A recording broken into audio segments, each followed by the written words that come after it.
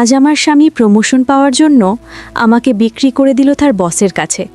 আর তার বস হচ্ছে আর কেউ না, আমারই প্রাক্তন। আজ দুপুরে কাজ করছিলাম, আমার হাজবেন্ড পিছন থেকে জড়িয়ে ধরে কানের কাছে বলল, আজ বাইরে ঘুরতে যাব, সারা বিকেল ঘুরে হোটেলে রুম নিয়ে থাকব, রেডি থেকো পাগলি, এই বলে চলে গেল। তার কথায় আমি অবাক হলাম, কারণ তিনি আমাদের বিয়ের পর মেনেই নেননি আমাকে। খুব খুশি লাগছে, তাই তাড়াতাড়ি কাজগুলো করে ফেললাম। কাজ শেষ করে আয়নার সামনে গিয়ে নিজের সাথে নিজেই কথা বলতে লাগলাম। হঠাৎ একটা মেসেজ আসলো, তিনি দিয়েছেন। মেসেজটি, একটু সুন্দর করে সাজবে, আর বেডের কোণায় একটা ব্যাগ রাখছি, তার মধ্যে শাড়ি রেখেছি, পরে নিও। আমি তাড়াতাড়ি ব্যাগটা নিলাম। ব্যাগ খুলে দেখি নীল শাড়ির ওপর গোল্ডেন কালারের কাজ করা। শাড়িটা এত ভালো লাগলো যে বোঝাতে পারবো না। তার প্রথম গিফট এটা। খুব যত্ন করে শাড়িটা পরলাম। ম্যাচিং কানের দুল, চুড়ি, নেকলেস আর চোখে কাজল, চুল ফুলিয়ে বাঁধলাম। আমি রেডি হয়ে আয়নার দিকে তাকিয়ে আছি, কোনো কিছুর কমতি আছে কিনা সেটা দেখছি। তিনি পিছনে এসে দাঁড়ালেন। নীলিমা, তোমাকে তো অত্যন্ত সুন্দর লাগছে, এবার চলো, বেরোতে হবে, নয়তো লেট হয়ে যাবে। আমিও বেরিয়ে পড়লাম।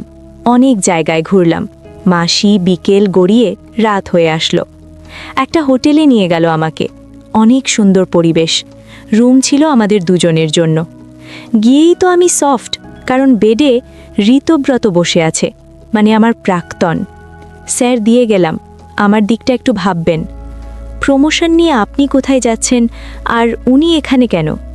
স্যারের কাছে জিজ্ঞেস করে নিও। চলে গেল গেট আটকিয়ে। আমিও গেট ধাক্কা দিতে লাগলাম।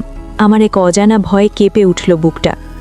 ঋতব্রত বলল, দরজা ধাক্কিয়ে লাভ নেই, 3 কোটি টাকার বিনিময়ে তোমাকে আমার কাছে বিক্রি করে গেছে তোমার হাজব্যান্ড।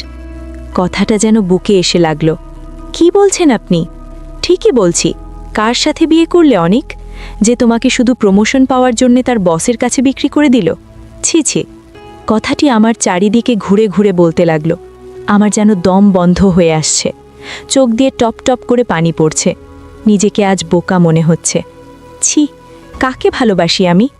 না, প্রথম ভালোবাসা ঠিক ছিল না, প্রথম বিয়ে। তারপর বলতে লাগলো, সেদিন যদি আমাদের বন্ধুদের খুশি করতে, তাহলে কিছুই হতো না। আর কি জানো নীলিমা, আমি তোমাকে টাচও করব না, কারণ আমি জানি আজকের পর তোমাকে আমার কাছেই আসতে হবে। তখন ইচ্ছে মতো না হয়। নিকৃষ্ট হাসি দিয়ে হাসতে লাগলো। আজকের পর থেকে এই দরজা বেরোলে তুমি হবে নষ্টমী, শুধু সময়ের অপেক্ষা।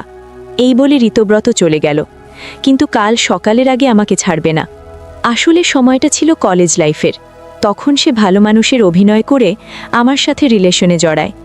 এইভাবে কলেজ থেকে ভার্সিটিতে গিয়ে তার আসল রূপ দেখতে থাকি। একদিন তো মেসেজের মাধ্যমে তার কুরুচির প্রমাণ দেখান। তিনি তার বন্ধুদের সাথে ফুর্তি করতে বলেন। আমি রাজি হইনি। সেজন্য আমাকে যেখানেই পাবে মেরে দেবে। আমি বাঁচার জন্য বাড়ি থেকে বেরোনো বন্ধ করে দিই। তারই মধ্যে আমার বিয়ে ঠিক হয় অনিকের সাথে। ঋতব্রতর হাত থেকে বাঁচার জন্য আমি রাজি হতে বাধ্য হই, কিন্তু আজ এই পরিস্থিতির শিকার হলাম। আমি বিয়ের পর জানতে পারি আমার হাজব্যান্ডের চরিত্র ভালো নয়। বিয়ের পরও বেডরুমে অনেক মেয়ে নিয়ে এসেছে আমার চোখের সামনে, কিন্তু আমি নিশ্চুপ। সৎ মা থাকলে তো এরকম পরিবারেই আমাকে বিয়ে দেবেন। আমি ওপরওয়ালার কাছে কান্না করতে থাকি, যাতে তিনি ভালো হয়ে যান এবং আমাদের সম্পর্ক যাতে নষ্ট না হয়। কিন্তু আজ তা হিতে বিপরীত হলো। কলঙ্কিত হয়ে গেলাম। অন্যায় না করেও শাস্তি পাচ্ছি। সকালে ঋতব্রত আমার শ্বশুরবাড়ির সামনে নামিয়ে দিল। শ্বশুরবাড়িতে পা দিতেই শাশুড়ি বললেন, কলঙ্কিনী, অন্যজনের সাথে রাতে মুখ পুড়িয়ে বাড়িতে পা দিবি না। বুঝলাম, লোকটা নিজের দোষ ঢাকতে আমার ওপর দোষ চাপিয়েছে। আমাকে ঘাড় ধাক্কা দিয়ে বের করে দিল বাড়ি থেকে। ফোন করে বাপের বাড়ি থেকে বলে দিল, বাপের বাড়ির মুখ হলেই আমাকে মেরে ফেলবে। সবই ছেড়ে দিলাম ওপরওয়ালার ওপরে। আমি পুরো নিঃস্ব। হঠাৎ ফোনে মেসেজ আসলো ঋতব্রতর নাম্বার থেকে, তোমাকে আমার কাছেই পরাধীনতার স্বীকার করতে হবে নীলিমা। আমিও মনে মনে বাধা পড়লাম, মরে যাব তারপরেও নিজেকে কলঙ্ক করব না। হঠাৎ একটা ছেলে এসে বলল, গাড়িতে ওঠেন। আমি বেশ অবাক হয়ে গেলাম। চিনিও না, সে কে? না, আর কারোর ওপর বিশ্বাস কিছুতেই করব না, এই বলে হাঁটতে লাগলাম। তিনি আবার বলল, না হলে আমার নাকি বিপদ হবে। কিসের আর বিপদের ভয়? যা বিপদ তা তো হয়েই গেছে। আর পিছনে তাকালাম না। তিনি পিছন থেকে এসে ঘাড়ে কি যেন ফুটিয়ে দিল। আমি সাথে সাথে অজ্ঞান হয়ে গেলাম। তারপর আমার আর কিছু মনে নেই। যখন জ্ঞান ফিরল তখন সুনয়না আন্টিকে দেখলাম এবং তাকে জড়িয়ে কাঁদতে থাকলাম। আমার কান্না দেখে সুনয়না আন্টি বিভ্রান্তে পড়ে গেলেন। বারেবার জিজ্ঞেস করছে, কি হয়েছে তোর? শুনলাম তোর স্বামী নাকি তোকে ডিভোর্স দিয়েছে। আমি এবার কিছুটা চমকে উঠলাম। সুনয়না আন্টি জানলো কোথা থেকে? কান্না কোনো রকম থামিয়ে তার থেকে দূরে সরে আসলাম। আন্টি বলল, কি হয়েছে তোর, বল মা। আমি চুপ। আন্টি বলল, তুই তো আগেই আন্টিকে সব বলতিস, এখন কেন চুপ করে আছিস? আন্টিকে যদি সব বলে দিই তাহলে তিনিও তো আমাকে কলঙ্কিনী বলে তাড়িয়ে দেবে। এই নিকৃষ্ট মানুষগুলো তো আমাকে শেষ করে দেবে। যেভাবেই হোক একটা আশ্রয় পেয়েছি, সব বলবো না, অল্প কিছু বলি। কি হলো বল? তুমি তো জানো আমার পোড়া কপালের কথা। আমার স্বামী আমারই চোখের সামনে অন্য মেয়েকে নিয়ে রাত কাটিয়েছে। আরও অনেক কারণ আছে আন্টি, যা আমি প্রকাশ করতে পারবো না। বাপের বাড়ি থেকে সাফ মানা করে দিয়েছে ওখানে না যেতে। সৎ মা নাকি আমায় মেরে ফেলবে। আমি কোথায় যাব এখন? আন্টি বলল, আমি থাকতে তুই কোথায় যাবি? আমার কাছে থাকবে। কিন্তু আমি এখানে কিভাবে আসলাম? একটা ছেলে রুমে প্রবেশ করলো। মনে পড়ল, এ তো সেই ছেলে যে আমাকে অজ্ঞান করে কোথায় যেন নিয়ে গেল। কে উনি? নিমেষেই আবার বুকের মধ্যে ভয় হওয়া শুরু হলো। ছেলেটি বলল, আমি এনেছি আপনাকে। আপনি কে? আরে এই আমার ছেলে, যার সম্পর্কে তোর কাছে গল্প করেছি। এই তো কয়েক মাস হলো এসেছে। আমি অসুস্থ ছিলাম, তোকে দেখতে ইচ্ছে করছিল, তো অনেক খুঁজেছি কিন্তু পাইনি। হঠাৎ তোকে রাস্তায় পাগলের মতন ঘুরে বেড়াচ্ছিলি, তাইও তোকে অজ্ঞান করে নিয়ে এসেছে। ও, তো তোমরা কেমন করে বুঝলে আমার ডিভোর্স হয়ে গেছে? ছেলেটি বলল, আসলে আপনি অজ্ঞান থাকাকালীন আপনার ফোনে অনেক বলে একজনের ফোন আসে। আমি রিসিভ করি, কিন্তু কথা বলি না। উনি অনর্গল ডিভোর্সের কথা বলে দেন। এই হলো আমার পোড়া কপাল। এজন্যই বলে কোনো কিছু বিবেচনা না করে কোনো কাজ করা উচিত নয়। তুই রেস্ট নে। ওনারা চলে গেলেন। আমার কি করা উচিত আমি বুঝতে পারছি না। সব কি বলে দেব আন্টিকে? কিন্তু তারা যদি ভুল বোঝে তখন কি হবে? আমার এসব ভাবতে ভাবতেই আমার মাথা ব্যথা প্রচণ্ড আকারে শুরু করলো। আসলে ঋতব্রতর সাথে সম্পর্ক চলাকালীন সুনয়না আন্টির সাথে পরিচয়। একটা ছোট অ্যাক্সিডেন্ট হয়েছিল, তো সুনয়না আন্টি আমাকে হাসপাতালে নিয়ে আসেন। আর আস্তে আস্তে গভীর থেকে গভীরে চলে আসে আন্টির সাথে সম্পর্ক। আমার মা নেই, সৎ মা আবার কতটা ভালো হয়। তিনি আমাকে মায়ের আদর দিয়েছেন। প্রায় সময় কলেজ থেকে আন্টির কাছে চলে আসতাম। তার সাথে অনেক কথা। আন্টি অনেক সুন্দর রান্না করতে পারেন, তিনি শিখিয়েছিলেন। আবার অনেক সময় বাড়ি থেকে খাবার জুটতো না আমার কপালে, তিনি খাইয়ে দিতেন। কেমন জানি মুখ দেখে বুঝতে পারেন আমার কিছু হয়েছে। তিনি আমাকে ঋতব্রতর আসল চেহারা দেখাতে সাহায্য করেছেন। তিনি ডিভোর্সি, তার একটা ছেলেও আছে। তার পড়াশোনার জন্য বিদেশে চলে গেছে। ছেলেটি চান্স পাওয়ার পরও যেতে চায়নি, আন্টি জোর করে পাঠিয়েছে। যতদূর জানি আন্টির সাথে তার হাজবেন্ডের কোনো সমস্যা ছিল, তা আন্টি কখনো আমাকে বলেনি, এড়িয়ে গেছে। তাকে মাঝে মাঝে খুব রহস্যময়ী মনে হয়। বিকেলে আন্টি রুমে ঘুমাচ্ছিল, হয়তো শরীরটা তেমন ভালো না। আমি ছাদে রেল ধরে দাঁড়ালাম। নীল আকাশে সাদা মেঘ, তার সাথে কিছু পাখি উড়ে যাচ্ছে দেখা যাচ্ছে। সেই দৃশ্য, গাছের পাতা বাতাসে নড়ছে আর আমার কপালের চুলগুলো ছুঁয়ে নিচ্ছে। ইস, বড্ড ইচ্ছে করছে রং তুলিতে একটা দৃশ্য আঁকতে। কিন্তু নিমেষেই আবার আগের চিন্তা চলে আসলো। আমার পাশে যে কেউ এসে দাঁড়িয়েছে তা আমি এখন বুঝতে পারলাম। তার থেকে কিছুটা দূরে সরে গেলাম। ছেলেটি বলল, আপনার কথা আমি আম্মুর কাছ থেকে অনেক শুনেছি। আপনার নাম নীলিমা, সবাই নীলু বলে ডাকে, তাই তো? জি। আপনার পরিচয়? আমার নাম শুদ্ধ আহমেদ। পড়ালেখা শেষ করলাম, এবার চাকরির খোঁজের পালা। চাকরি হয়েই গেছে বিদেশে, কিন্তু এই কটা দিন একটু শান্তিতে কাটাতে চাই, তাই আম্মুকে দেখতে এসেছি। ও তো, আম্মুর কথা মনে পড়ে না? আপনার আম্মুকে আমি অনেকবার বলেছি আমার কাছে চলে আসতে, আসেনি। আর তারপর আমিও দেশে ফিরতে চেয়েছি, কিন্তু তাও আম্মু ফিরতে দেয়নি। কি জানি কি হয় তার। কি আজব মা, সন্তানকে আসতেও দেয় না, আবার তিনিও যান না। তারপরও এত ভালোবাসে কেন জানি। একটু গোয়েন্দা হতে ইচ্ছে করছে, কিন্তু গোয়েন্দার গও জানি না, কেমন জানি খটকা লাগারই কথা। কি খটকা লাগছে? তাই তো, আমারও লাগে মাঝে মাঝে, কিন্তু কিছু বলি না, কারণ আমি চাই না আম্মু আবার কোনো কষ্ট পাক। আচ্ছা, আপনার বাবার কোনো খবর? আপনি জানেন না, কোনো খোঁজ নেননি? আমি তাকে অত্যন্ত হেট করি, আর তার কথা বলবেন না। কেমন সরি, ইটস ওকে, সন্ধে হবে, ভেতরে চলেন। এই বলে তিনি আগে আগে আর আমি পিছে পিছে যেতে লাগলাম। রাতে খাওয়ার ইচ্ছে না হলেও আন্টি জোর করে খাইয়ে দিলেন। তারপর শুয়ে পড়লাম, কিন্তু ঘুম আর আসলো না। আমার আর অনিকের বিয়ের 1 বছর হতে আসলো, তারপরও আমাদের মধ্যে স্বামী স্ত্রীর কোনো সম্পর্কই গড়ে ওঠেনি।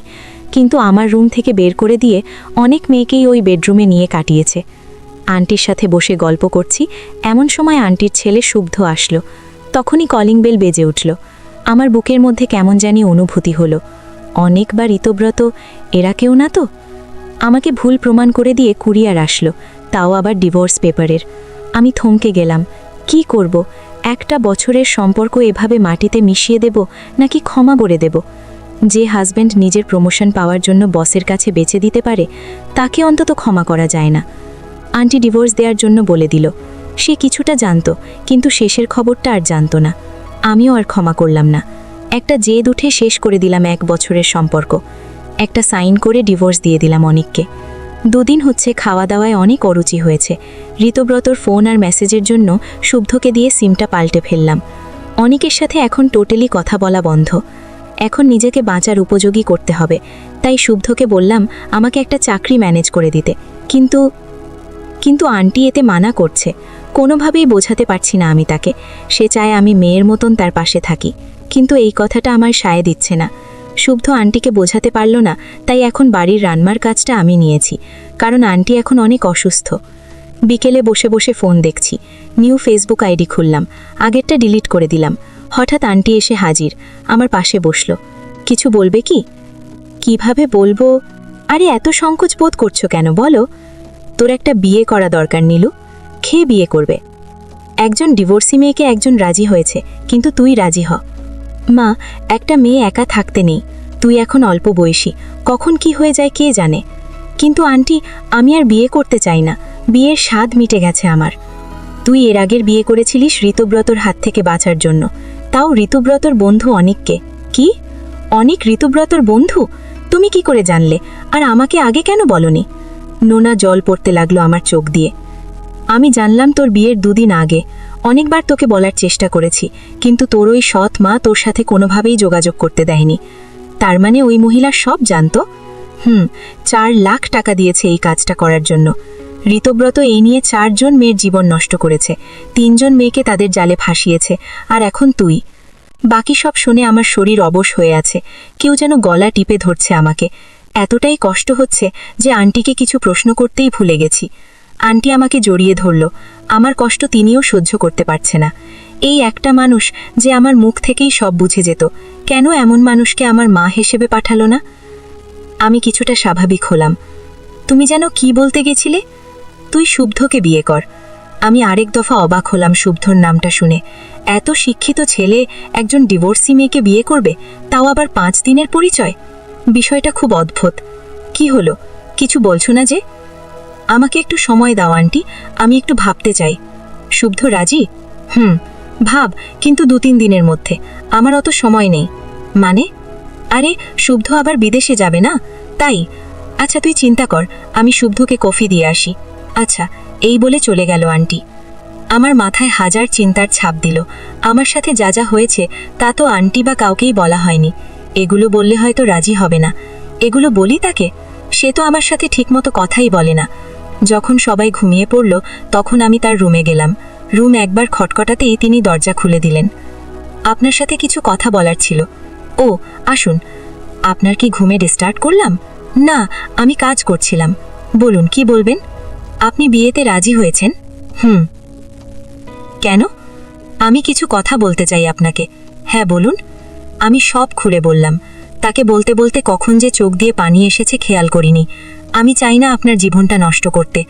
আপনি যদি আন্টির কথায় রাজি হন, তাহলে আমি এই বিয়ে ভেঙে দেব। এই বলে আমি চলে আসতে লাগলাম। তিনি পিছন থেকে ডাকলো, আমি এই বিয়েতে রাজি, আর এই নিন একটা রুমাল। এগিয়ে দিল। আমি তার দিকে অপলকভাবে তাকিয়ে আছি আর ভাবছি, এত কিছুর পরও তিনি রাজি। আমার হাতে তিনি রুমাল ধরিয়ে চোখ মুছতে বলল, এত কিছুতে আমি তোমার দোষ কোথাও খুঁজে পেলাম না। আমার মায়ের ইচ্ছাই শেষ ইচ্ছা। তুমিও রাজি হয়ে যাও। আমি সর্বোচ্চ দিয়ে তোমাকে আগের মতন করব। একটা মানুষ কিভাবে এতটা ভালো হতে পারে আমার বিশ্বাসের বাইরে, কারণ আজ পর্যন্ত যাদের ভালো ভেবেছি তারাই আসল রূপ দেখিয়েছে। তাই একটা ভয় মনের ভিতরে কুড়ে কুড়ে খাচ্ছে আমাকে। জানেন, আমার আম্মু কিন্তু ডিভোর্সি। জানি না কী কারণ, কে আমার বাবা ছিলেন। আমি আপনাকে বিয়ে করতে চাই, কারণ আপনার তো কোনো দোষ নেই। আপনার আরেকটা সুযোগ পাওয়া উচিত, বাকিটা আপনার ইচ্ছা। আমি চাই আপনি আপনার মতামতকে গুরুত্ব দিতে শেখেন আর ঘুমিয়ে পড়ুন। এসব বিষয়ে আর ভাবতে হবে না। আমিও তারপর চলে আসলাম। ভাবতে ভাবতে কখন যে ঘুমিয়ে পড়েছি জানা নেই। কেমন জানি শান্তি ফিল হচ্ছে। সকালে ঘুম থেকে উঠে ফ্রেশ হয়ে নিচে চলে আসলাম। এসেই আন্টির একই প্যাচাল। কি ভাবলি বল? আমিও বিয়েতে মত দিয়ে দিলাম। কেন রাজি হলাম তার কোনো নির্দিষ্ট কারণ বলতে পারবো না। কেউ জানলে আমাকে নিয়ে সমালোচনা করবে, কারণ 3 দিন আগে ডিভোর্স পেপারে সাইন করলাম আর 5 দিনের পরিচয় একজনকে বিয়ে করব। জানি না ভাগ্য আমাকে আর কতদূর অবধি টানবে। আন্টি খুশির ঠেলায় আজই বিয়ে ঠিক করে দিল। রাতে শুভ্র বাড়ি এসে আন্টির পাগলামি দেখে অনেক রাগ করে। সে বলেই দিয়েছে 1 মাসের আগে তিনি বিয়ে করবেন না। আমাকে সে আরও ভালোভাবে চিনতে চায়। আন্টিরও মন খারাপ করে রেখেছে। বাচ্চাদের মতো রাতের ডিনার পর্যন্ত করল না, দরজা বন্ধ করে রাখল। শুভ্র বাধা দিল না। ঠিকই তো, 5 দিনের পরিচয় কেউ বিয়ে করে? আমারও কোনো খাবার রুচি হলো না।